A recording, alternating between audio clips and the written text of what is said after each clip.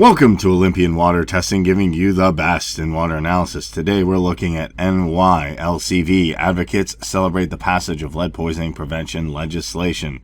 So what happened here? In Albany, New York, the school letting out for summer isn't the only good news for this month. For students and staff, they'll also have cleaner drinking water. Advocates today celebrated the state legislature's unanimous passage of S2122A/A that will get more lead out of public school drinking water. The legislation will strengthen the current lead poisoning prevention law, the Safe School Drinking Water Act, by reducing the action level to 5 parts per billion. And while there is no safe level of lead exposure, New York's new law would provide the most stringent protection for the largest population of students in the country. And it gets New York closer to 1 parts per billion action level recommended by the American Academy of Pediatrics. The legislation also increases testing frequency to test triennial instead of current frequency of 5 years, removes the possibility of exemption, and ensures water at no cost to the school communities when drinking water outlets are taken out of service for repair.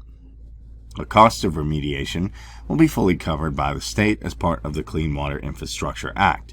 It requires that lab reports be posted online, improving transparency and removing the need to file freedom of information law requests for the data.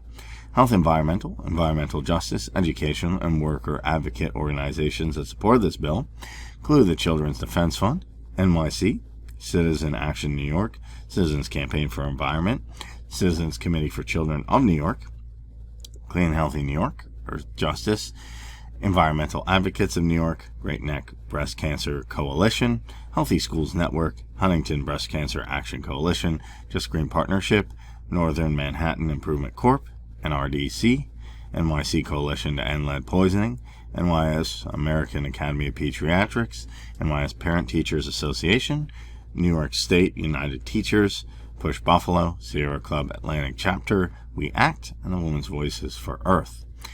The passage comes after years of advocacy by the NYLCV and its partners. The NYLCV made it strengthening the state's lead poisoning prevention standards a top policy priority in the 2021 agenda, and the NYC-LVC committed to including the legislation in its environmental scorecard during the summer. The NYLVC Education Fund released a report earlier this year. 5 is the new 15, which recommended reducing the lead poisoning action to 5 parts per billion, as well as other measures. They also developed an interactive mapping portal with the data from the report to educate parents and elected officials. Julie Teague, the president of the New York League of Conservation Voters, said, "New York is leading the way on lead-free learning environments. With this bill, we'll have safer, cleaner drinking water in our public schools.